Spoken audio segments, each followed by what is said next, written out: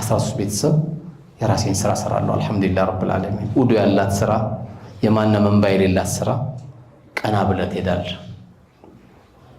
ቀና ብሎ መሄድ የሚፈልግ ሰው ካለ የሰውን አለመመኘት እኩል ታወራለህ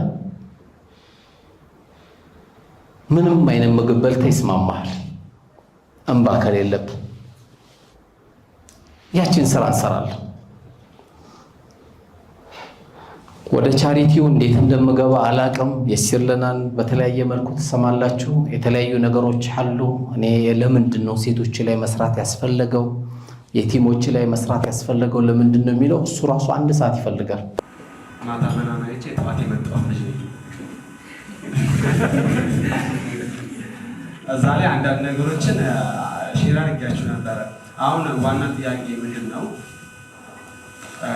አንድ ወጣት አለ ዓላማው እጅግ ግዙፍ ይሆነ እናቱ በህይወት የለች ጭራሽ አያውቃትም ሽታዋንም አያስታውስም ምክንያቱም በጣም ህፃን እያለ ወደ አኺራ ሄደች ጭራሽ ምንም ስለሷ ምንም የሚያውቀው ታሪክ የለም በፎቶ ካልሆነ በምንም አያውቃትም እና በሷ በእናቱ ስም ትልቅ የበጎ አድራጎት ድርጅት መክፈት ይፈልጋል ማለት ትንሽ አይደለም እንደ ሀገር እንደ ኢትዮጵያ እንደ አዲስ አበባ እንደ አይደለም በጣም ትልቅ ዓለም አቀፍ የሆነ ነው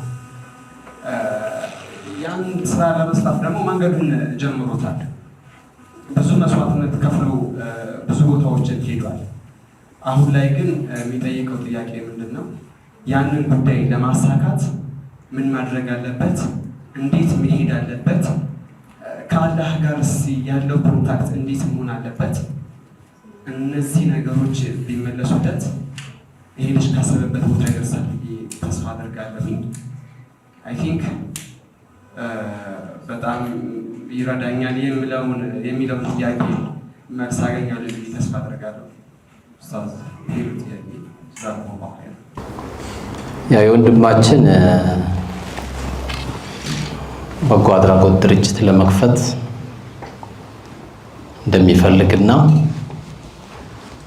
ከሚባለው በላይ ትልቅ ለመድረስ ነው የሚፈልገው እንደነገርከኝ ያ እንግዲህ የትኛውም ስራ ሲሰራ አንድ ሰው ትልቁ በህይወቱ ማድረግ ያለበት እንኳን በጎ አድራጎት ይቀርና ዛሬ ትዳራችን እየበጠበጠ ያለው አለመደማመጥ ቶሎ እንዳምቦሃ መንተክተክ ውሃ ቀጠነ መጣላት ጎንፎ ወፈረ መጣላት ከወንድም ጋር የሚያቀያይመን ምን የሚለን ያንዳንዱ ነገር የምናገኘው ሰብር ከማጣት ነው ይሄ በጎ አድራጎት ለመስራት የሚፈልግ ሰው እኛ ሚዲያ ላይ እንደምንቀርበው አይደለም በጣም ቻሌንጅ ነው የምትጠይቀው የሰው ፊት ነው የምታቀርበው ለሰው ፊት ነው ሲደመር ደግሞ ብዙን ጊዜ ስራ ላይ ያለችና ያሉ ደግሞ አበባ አይደለም የሚቀርብላቸው በርቱልኝ አይደለም የሚባባሉት የምላስ ሾክ አለ ሊያስቆም የሚፈልግ ነገሮች ሊመጡብህ ይችላሉ ሞራል የሚባል ነገር የለም በእኛ ማህበረሰብ ደግሞ ብዙን ጊዜ የኔ ሀብት ነው ብሎ የዚህ አይነት ሰዎችን የመጠበቅ ነገር የለም በጣም ሰብር ይፈልጋል ገንዘብ ማግኘት ሰብር ነው ማሳመን ሰብር ነው መስራቱ ሰብር ነው መስጠቱ ሰብር ነው ይሄን ነገር ሳያምንበት አንድ ሰው ወደ በጎ አድራጎት ይቀርና ለጎረቤት እንኳን አንዳንዴ እኮ 5 ቂጣ ጋግረሽ 2 ስትልኪላቸው አይ አፈርት ብላ እኔ 4 ነበር የጠበቁት 2 ልካለች እንዲሸጡኝ ልትልሽም ትችላለች በጎ አድራጎት ደግሞ ሲሆን በጣም ቻሌንጅ እኛ በዚህ ስራ በጣም ከባድ ነው እንደ በጎ አድራጎት ከባድ የለም እንደኛ ስራ ደግሞ والله ከባድ የለም ባሏን የመሰለ ያጣሽ ልጅ ነው እኔ ጋር የምትመጣው እቺ ልጅ ደግሞ ትላንትና የቤት ወጪ ባሏን ለመጠየቅ እንኳን የምትሳቀቅ እህቴ ነበረች እቺ እህቴ ደግሞ የሚያስተናግዳት የሚሰማት አካል ሊኖራት ይገባል ያም ማስተናገድ ሰብር ይፈልጋል እቺ ልጅን ቶሎ አቅጣጫ ውስጥ እንድትገባ መጥፎ ሐያት ውስጥ እንዳትወርቅ ሰብር ይፈልጋል። እቺ ረሃ የሆነ እኛ 1998 ባልሳሳት ስንት ማለት ነው 19 ዓመታ ይሄ ስራ ወላሂ እስካሁን በደንብ እንድታዳምጡኝ ወላሂ እስካሁን ይሄን ስራ ላይ ስንሰራ አብሽሩ እናንተ ስራችሁን ቀጥሉ እኛ ብር እናመጣላችኋለን ያለን ሰው የለም። ስራችሁ ጥሩ ነው ብር እናመጣለን እናንተ ሩጡ እኛ ብር እናመጣለን ያለን የለም። ሀብታሙ ሲጠየቅ የቲም ናት አዎ በቃ ለምን ኑሩ ጋር ትልኪያት ኑሩ ጋር ለምን አትሄጂ?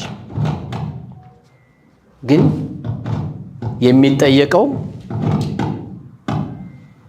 የሚጠየቀው የሰው ፊት ነው። እነዚህ ሁሉ ቻሌንጅ ናቸው። የሌላው ሀገር የቲም የሚያስተናብር እህቴን የሚያስተናግድ ሰው ትልልቅ ፎቆች አሉ። ከነዛ ፎቆች የገቡ ገቢዎችን ነው እህቴ ማንም ፊት ሳቀርብ እገዛ የሚደረግላት እንጂኛውን በጣም የሚያጅበን አንዳንዱ ይመጣና ቢሮ ማሻአላህ ስራችሁን በጣም ወድጃለሁ በጣም ደስ ብሎኛል በዜና አይቸው በቲክቶክ አይቸው በምን አይቸው ይልና ማሻአላህ እኔም የሆነች እቅድ አለችኝ እሷን ላወራችሁ ነበር የፈለኩት ኡስታዝ መርሐባሽ ተፈደል። እኔ እኮ መጀመሪያ ሲገባ በሩን ሁሉ ክፈቱለት ያልኩት የሆነ የቲም ይዝልኛል ብዬ ነው። ለካ ራሱ የጤፍ መግዣ ያጣ ሰው ነው። ስታዩት ግን በደንብ አድርጎ ከረባቱን ቂን ብሎ ቆንጆ ሽቶ ተቀብቶ ነው የወጣው። ይመጣና ላበላብ ያደርገኛል። ምን ነው አንድ የሚበላ የለም ቤት። ሐዲሱም የሚለው እኮ ምስኪን የሚለው እኮ አንተ ቤት አንኳክቶ አላህ ይስጥ ስትለው እዛ ቤት የሚሄደው እኮ ምስኪን አይደለም። ለምን አንተ ስትከለክለው እዛኛው ቤት ስለሚሰጠው። ምስኪን የሚባለው ግን ራሱን ጠብቆ ልመና ውስጥ ያልገባ ሰው ነው። ላ يسألون الناس ኢልሐፈን ብሏቸው ሰዎችን ችክ ብሎ የማይጠይቁ ያህተሪሙን በቃ ያፍራሉ። እንዴት ልናገረው በምን ለማን አንዳንዱ ይመጣና ደግሞ ማሻአላህ ስራችሁ ደስ ይላል የሆነች ፕሮጀክት እኔም አለችኝ እሷን ፕሮጀክት ላወራችሁ ፈልጌ ነው። ምን ነበረ የሆነ ስራ አሰብኩና 20 ሚሊዮን ብር ነው የሚያስፈልገው። ከ20 ሚሊዮን ብሩ ደግሞ ኢንሻአላህ ከሌሎቹ 10ን ፈልጋለሁ ከ10 ሚሊዮን ደግሞ አንተ ጋር ፈልጌ ነው። ምንድነው የምለው ልጅ ቂብላ ይጠፋኛል። በቃ እንዴ ምን ልበለው አሁን ልጅ አንደኛ የወድም መናገር አንዳንዴ ማቅፋት ማተኛው ሚስት ላትነግራት እኮ ትችላለህ። አቅፈሹ ማተኙ ባልሽ ላትነግሪው ትችያለሽ። አሁን ይሄ ልጅ እንዴ ላስረዳው ስለ 10 ሚሊዮን ብር ነው የሚነግረኝ። እንደውም ይሄ ልጅ ከመጣ በኋላ ቲክቶክ ላይ አንድ እንትን ለቀቅ ያለው ሰዎችን አይብ የሚሸፍኑ ጥሩ ሚስትና ጥሩ ልብስ ነው ብዬ ለቀቅ ያለው። አይዲያው ግን የሚገርማችሁ ይሄ ገጥሞኝ ነው። ይሄ ልጅ መጥቶ ሲያፋጥጠኝ አንድ ቲክቶክ ሰራውበት። የገጠመኝን ነው ለእናንተ ነው ዛሬ ነገርኩት። ቲክቶክ ላይ አልተናገርኩ። እንዴ ላስረዳው 10 ሚሊዮን ብር ኑሩ ቱርኪ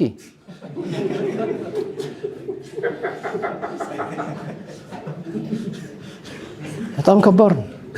እንዴ ላስረዳው ፈተና ነው። እኔ ከምን ጀመረ ምን ታስረዳዋለህ? አሁን ይሄ ልጅ